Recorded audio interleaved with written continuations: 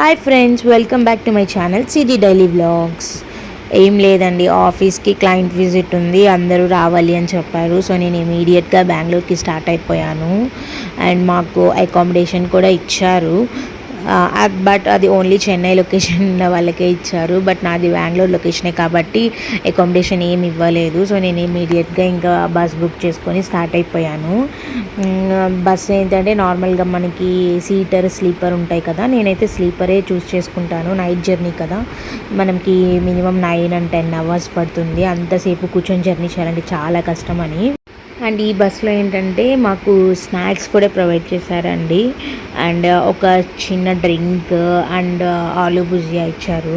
అంటే ఏదో ఒకటి ఇస్తారు, ఒక్కొక్కసారి లేస్ ప్యాకెట్స్ కూడా ఇస్తుంటారు. అండ్ ఇది వచ్చేసి లిచీ డ్రింక్ పేపర్ బోట్ది. అండ్ దీంతో రిఫ్రెషింగ్ వైబ్స్ కూడా ఇచ్చారు. అంటే మార్నింగ్ మనం దిగగానే కొంచెం ఫేస్ డల్గా ఉంటుంది కదా, సో కొంచెం క్లీన్నెస్గా వెళ్ళొచ్చు అని చెప్పేసి. బట్ నేనైతే అది వాడలేదు. అండ్ ఇది చిక్కీ కూడా ఇచ్చారు, ఇది కూడా పేపర్ బోట్దే. అన్నీ మనకి కాస్ట్లీ మంచి కంపెనీవే ఇచ్చారు. అండ్ ఇది కూడా లేయర్ కేక్, చిన్న కేక్ అండి, బట్ టేస్ట్ అయితే చాలా బాగుంది. నైట్ కదండి, ఇంకా ఆ టైంలో నేను ఏమీ తినలేదు. ఈ బస్ స్పెషాలిటీ ఏంటంటే బోత్ సైడ్స్ సింగిలేనండి. కొన్ని బస్సెస్లో మనకి డబల్ సీట్ ఒక సైడ్, సింగిల్ సీట్ ఒక సైడ్ ఉంటుంది కదా. ఈ బస్ స్పెషాలిటీ ఏంటంటే 2 సైడ్స్ సింగిలే. చాలా కంఫర్ట్ ఉంది, క్లీన్నెస్ ఉంది. అండ్ ఎవ్రీ ట్రిప్కి శానిటైజ్ కూడా చేస్తారంట. అండ్ ఫెసిలిటీస్ అలానే ఉన్నాయి, ఛార్జింగ్ పాయింట్ ఉంది. అండ్ మనం ల్యాప్టాప్ బ్యాగ్ పెట్టుకునే దానికి స్టాండ్ కూడా ఉంది. అండ్ ఏసీ బస్సు నేను బుక్ చేసుకుంది అయితే ఏసీ అడ్జస్ట్ చేసుకోవడానికి కూడా మనకి ఈజీగా కంఫర్టబుల్గా ఉంది. అంటే కొన్నిసార్లు మనకి బెంగళూరు రీచ్ అయ్యే టైంకి చలి ఎక్కువ ఉంటుంది కదా, సో అలాంటి టైంలో ఏసీ ఆఫ్ చేసేసుకోవచ్చు. అండ్ ఎవ్రీ సీట్కి అలా ఉంటుంది.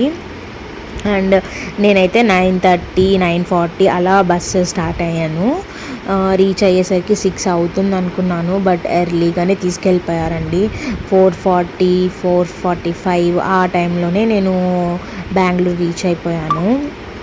అండ్ బెంగళూరులో మామూలుగానే మనకి ట్రాఫిక్ ఉంటుంది కదా, ఇది ఎర్లీ మార్నింగ్ కాబట్టి ట్రాఫిక్ ఏం లేదు. ఈ మధ్యలో చూసారంటే ఇదంతా మెట్రో కన్స్ట్రక్షన్ అండి. మెట్రో కన్స్ట్రక్షన్కి వాళ్ళు చేస్తున్నారు. సో ఇక్కడ చూసారా, మనుషులు ఆల్రెడీ వర్కింగ్ కూడా స్టార్ట్ చేసేసారు అంత ఎర్లీ మార్నింగే. ఈ బోర్డ్స్ అంతా కూడా డైవర్షన్కి పెట్టారు మెట్రో కన్స్ట్రక్షన్కి.